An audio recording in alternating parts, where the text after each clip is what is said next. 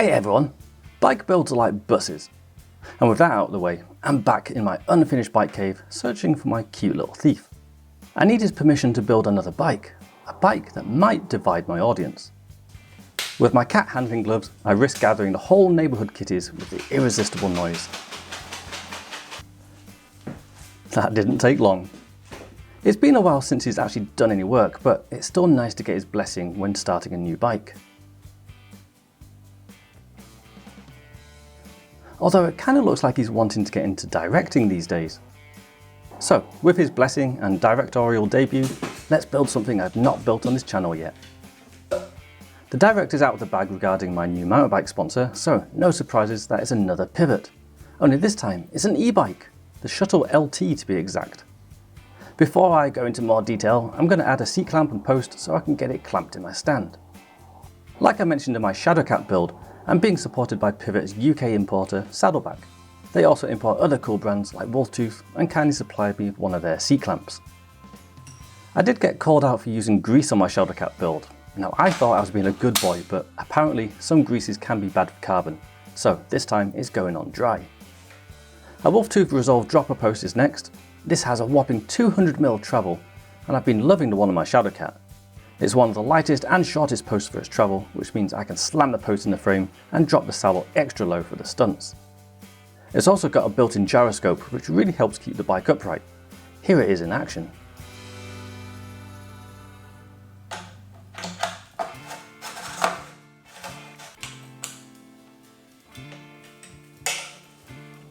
This bike stand has worked well for light bikes, but I do worry a full fat e-bike might cause it to tip over. I can't wait to show you what I'm replacing it with. Pivot actually do a couple of e-bikes, a lightweight shorter travel model, a medium travel model, and this heavyweight long travel version. Now I do have a disclaimer, this bike came to me fully built and I've taken it apart to build for your entertainment. However, I did leave a couple of cables fitted as they route around the motor in a way I didn't really want to mess with. But with that out of the way, let's take a tour. Just like the Shadowcat, the first impressions ooze quality. The full carbon frame has a sweet paint job and some nice details and features. Like all Pivot models, it uses a DW linkage, and I've not heard any real complaints about this platform at all. The links drive a Fox Flow X, which is tuned for the extra weight and gives 160mm of travel. I like the added detail of the sag indicator, which makes getting a shock setup easier and quicker. A drainage hole moulded into the frame is neat too. Even though they've had to angle the shock slightly to fit around the motor, there's still room for a full-size water bottle in the frame. And speaking of the motor, Pivot equipped the LT model with Shimano's EP8 motor, which can plop out a Lamborghini-like 85 Nm of torque. And just above the motor is the charging port. A shared feature with Pivot's other models that definitely gets a thumbs up from me is substantial rubber chain slap protection on all vulnerable parts of the rear triangle. This little bit of rubber is to stop mud and rocks getting crushed as the suspension compresses. This will definitely be handy in the Scottish mud. Now, unlike my Shadowcat, the Shuttle LT has a flip chip in the upper link to give a higher or lower arse. I can imagine making it higher for more pedal clearance on the climbs could be pretty handy. The last detail I'm going to show is a substantial battery hatch. This not only lets me replace the battery, but also gives full protection on the motor and chainring. Very cool.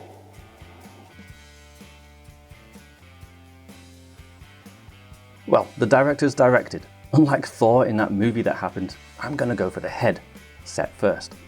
And it's always good to reference a 5-year-old film to stay relevant, isn't it? The last few bikes I've built have had drop-in bearings, and my thwacker hasn't had a lot to do. Until now. I'm not sure why this frame uses cups when my last Pivot didn't, but no complaints here. Nothing like using a splintered bit of pine to bash parts in the most expensive bike I've ever had on my channel. Now I don't want to mess this up, so go gently please, Mr. Thwacker.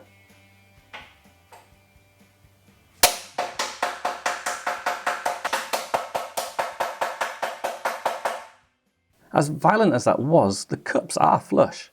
If it's violent but works, then it's stupid? That's how the saying goes, right? But anyway, I think that's as much abuse as I'm allowed to show on YouTube and still be monetized, so let's swiftly move on to the front bouncer. Another fork from the cute director's nemesis, the Fox. This one owns 38mm stanchions and is a bit of a brawler. Those 38mm stanchions are long enough to give 170mm of travel. Considering I'm used to a rigid bike, this is more bounce than I know what to do with.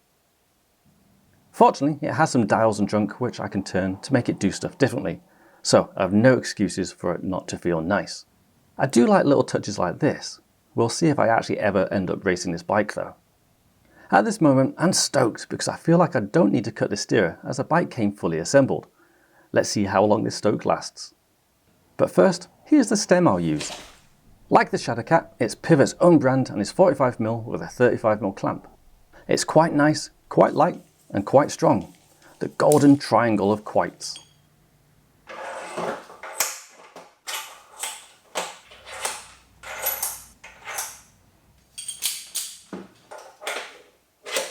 And here's the moment my stoke faded, as I realised the steerer was still too long and I had more work to do. You'd think I'd remember how many spacers were on this thing before I took it apart, wouldn't you? I cut it down to fit 20mm of spacers. Only issue, there's a star nut already fitted.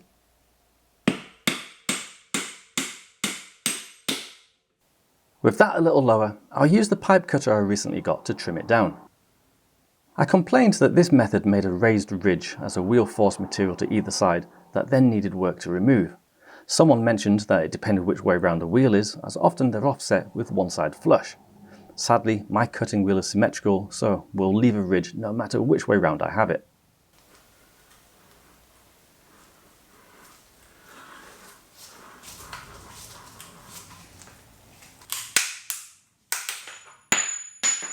Put your hands up if you didn't push the star nut down far enough. Much better, and now I'll sand down the raised lip.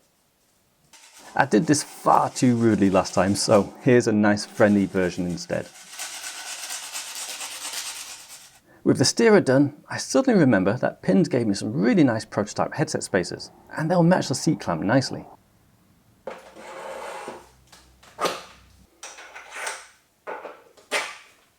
Although, on second thoughts, it looks a bit weird with a black headset and stem. I guess I'll use the boring ones instead. I do have another prototype pin product to add here though, a nice top cap. It's still silver on black, but I think this works much better than a silver headset spacer. Next up, I fit a diameter, a width, a rise, and two kinds of sweeps. Fortunately, these are all contained in one item, the front handle. This is another Pivot own brand, but it's made from fibres of carbon and is rather light. This can carry my weight, but can it carry a note?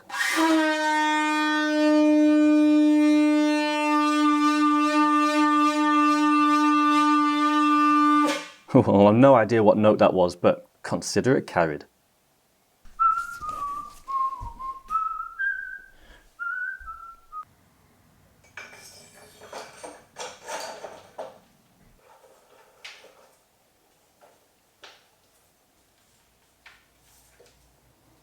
Currently a pretty sweet setup for bar spins. Speaking of spins, let's add a front one. As usual, Light Bicycle provided the goods with their e-bike specific rim. What isn't usual is its funky wave shape, which gives a more balanced spoke tension. It's also designed to withstand harsher impacts that you might get with a heavier bike. Light Bicycle then built this 29-inch rim onto an inch 9 Hydra hub, which I know will let me do wheel spins super easily. The rim asked me to tape it up, and who am I to deny it? Schwalbe is still impressing me with their tubeless tape too. I'll be wrapping these wheels up nice and snugly with Schwalbe's e-bike specific rubber, the Eddy Currents. This 2.4-inch wide tyre comes with the toughest super gravity casing and larger tread blocks. I mean, come on, everything's larger and heavier on an e-bike. Because Scotland is mostly made of rocks and broken bottles of Bucky, I'll be using Rimpac's 29-inch e-bike specific inserts for a little more protection. These come with a thicker layer of higher density foam, which is tougher than trying to bag flies. With the details out of the way, I combine them with some explosive power. My gloves might not have survived, but the wheel loved it. I generated so much energy, it even inflated it too. Very impressive if I do say so myself. I don't want this bike to spin forever, so brakes are needed. A big bike needs big rotors, and it actually came supplied with this 220mm Galfa model, and I see no reason to change it. I'm still getting comments about the use of this drill. I was tempted to get something more suitable, but I've grown to love this one like my own child. I might even use turbo mode for a super quick bolt fitting. Or maybe not. I lost control pretty easily. I guess I'll do it sensibly or boring as possible.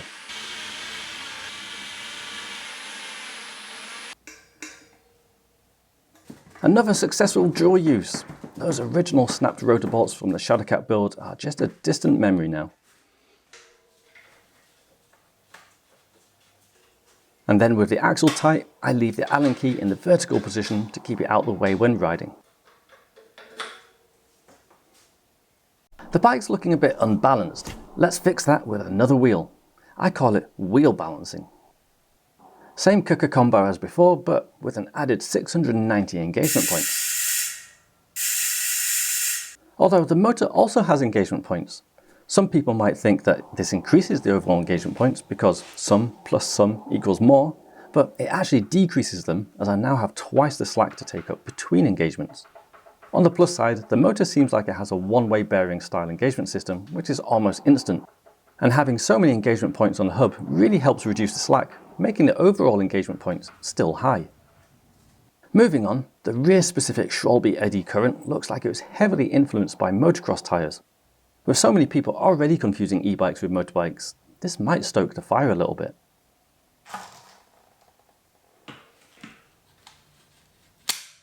With the tape taped and the valve valved, it's time to tyre the tyre, wheel the wheel, fit the fit. Well, whatever, it's done now. Less drama than the front one too.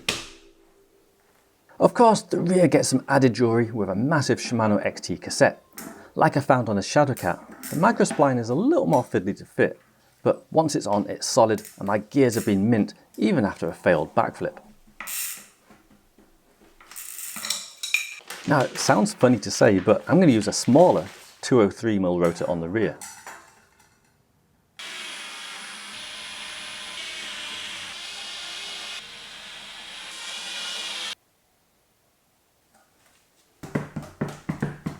Before I fit the wheel, I have another prototype pin product, a fancy universal mech hanger. Always handy to have a spare, plus this matches the other silver parts nicely.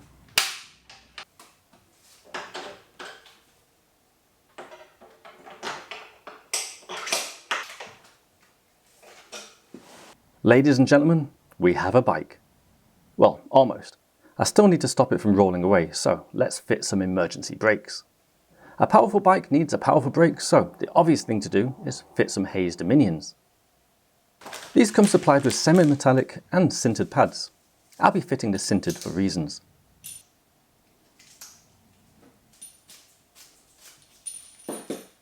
I love the light lever action of these brakes, and having recently felt another popular brand's lever action, I was shocked at how strong the return spring was. I could feel the arm pump without even riding the bike. Also, my 2-year-old pair on my trials bike have zero slop in the blade. They're just great levers. Before I sing the caliper's praises, there is one thing to note with them. They're kind of chunky. My front one just slightly fouls with this Galfa adapter. I would use a Hayes one here and not have any issues, but I needed a plus 40mm adapter, which I don't believe Hayes makes at the moment. The clearance I need to make is so small, I'm going to risk it by removing some material from the adapter. I don't have any concerns about strength, but if you do this, you do it at your own risk. I got it roughly done with a grinder and then removed any sharp edges with sandpaper. The end result gives me just enough clearance and no sharp corners for a stress riser to start at. Should still be plenty strong enough too. Much better. Other than being a bit chunky, these calipers are fantastic. The crosshair grub screws on the tabs make centering on the rotor a breeze, and the dual bleed ports make air-free bleeds super easy. Like the 2-year-old levers on my trials bike, the calipers are also still perfect, with pretty much no maintenance. As I was fitting the front brake, I realised I missed a vital part in the rear wheel.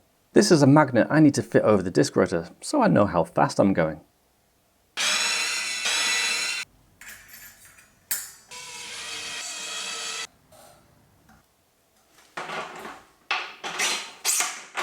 spotted.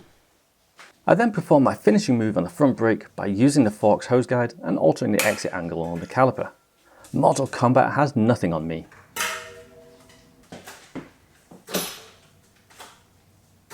Sadly, my bar spin days are now over, though I'm not sure if they've really ever begun. One down, let's do the rear one, yeah? A nice feature is the dedicated 2 or 3mm disc mount. On a bike like this, it's unlikely anyone would want to use anything smaller. This helped make it especially easy to get this brake set up.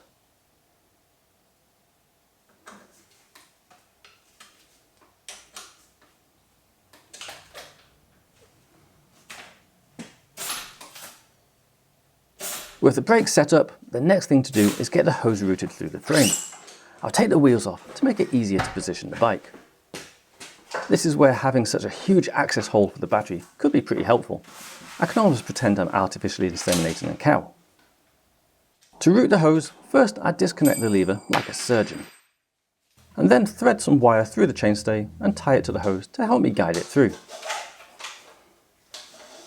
Then repeat the process for the down tube.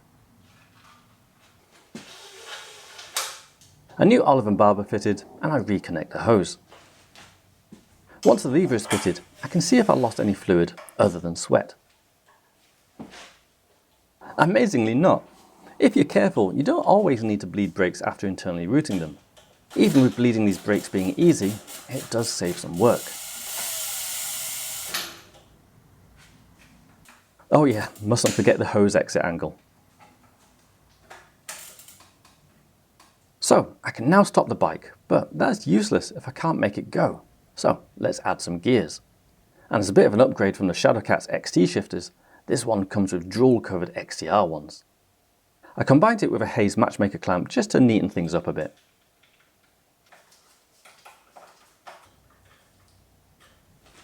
It's then time to do more threading of the frame. Fortunately, this is even easier with gear cables.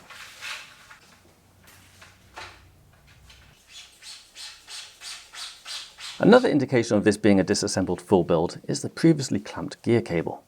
And this is what clamped it, a matching XTR mech. Honestly, I'm feeling pretty spoiled right now.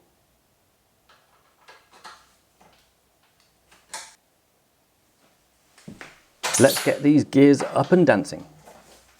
Or not. At this point I was genuinely confused. I'd have normally done the cranks earlier, but with the chainring already being fitted, it threw me a little. I tried to magic them on, but I'm not that skilled. I'll have to do it the normal way. So here are the cranks. These are Shimano XT e-bike specific cranks, and other than the pedal threads being opposite, they're identical, which is really weird. As soon as Pinned have some of their e-bike cranks available, I'll swap these out. I'm interested to try out some really short cranks. Like my recent Hex build, I continue to sacrifice my digital calipers to tighten the crank bolts.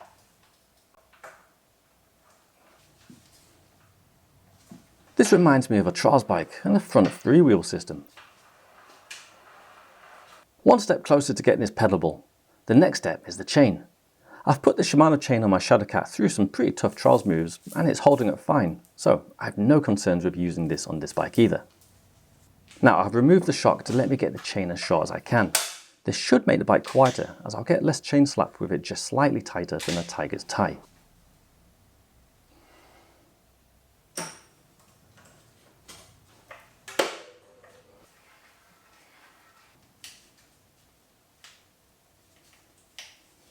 Here's a question for you.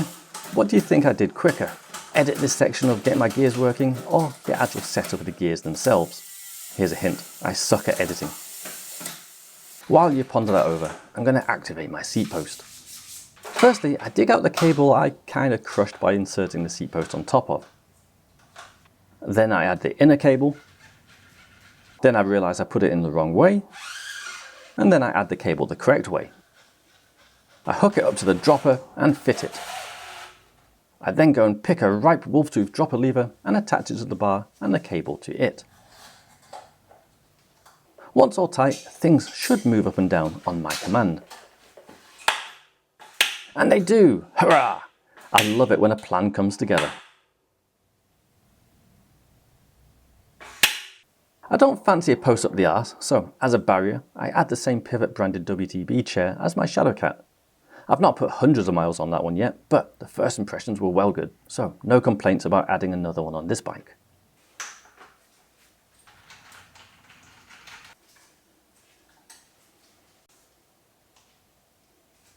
Here's another nice touch I almost completely forgot about. The bike comes with a tiny chain guide. Isn't it cute? I'm going to try out Pivot's own bar gloves this time. They're a little chunky, but the pattern seems grippy, plus they're here in my hands when every other grip isn't. With 2 contact points fitted, let's add a third. And that's these pinned CS2 pedals with titanium axles and pins, nice concave, 5-year warranty, but most importantly, customized with my own logo. As a trials rider, I'm a big fan of flat pedals, but I don't like the current trend of super thin flat models. I like a concave so I sit in them more securely, and these get a big thumbs up for that alone. Well, gentlemen and ladies, now we have a bike. However, now is also the time we might not have a bike, according to some people. Let's put the E in e-bike with this chonker 756 watt-hour battery. And now is also the time I'm going to fit the display unit and mode buttons. There's no throttle here though.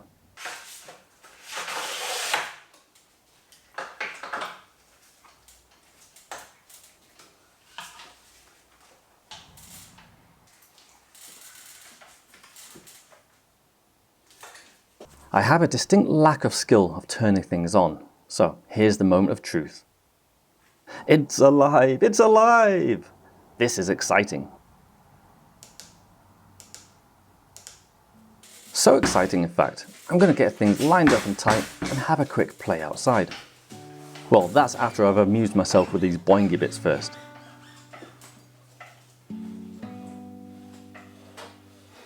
Alright, let's see what this thing can do. For these jibs, I've left it in eco mode, baby steps for now. Plus, I've only slightly set up the suspension and the brakes aren't bedded in yet. Pivot claim the standard spec bike weighs 22.5 kilos, which is pretty light for a full power e-bike, but that's still a lot heavier than any bike I've ever owned, so I'm pleasantly surprised to see how easy it is to pop up in the manual and pivot on the front wheel.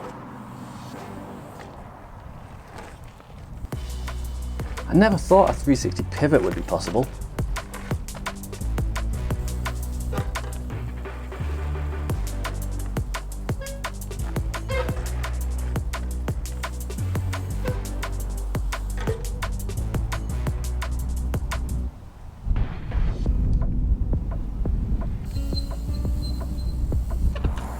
The weight and all that suspension does make trial stuff super hard, but it could be really fun to take this out and see what a little added power can open up.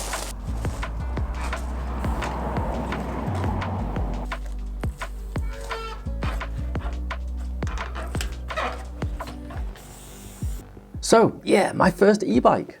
I know not everyone is a fan of them, and if you're not, then that's okay. They are fun though, and as a bonus, I think this is one of the best looking e-bikes out in the market. I'm going to spend some time getting the suspension feeling dialed and then take it out on some adventures. And like I mentioned earlier, I'm going to try it with these longer cranks, and then once I get some shorter ones, I can compare them and give my thoughts.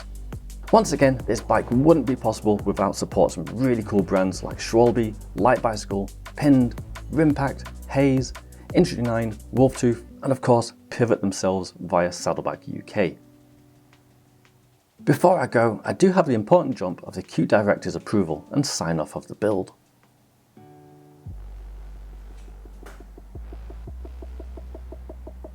His approval cue is if he gets up, shakes his paw and walks away. And there we go, full approval. Thanks Qt guy, Thoot Thigh. I'd love to get your approval in the comments too. I hope you really enjoyed this build, and I'll see you next time. Have an amazing week. Take care now. Bye bye.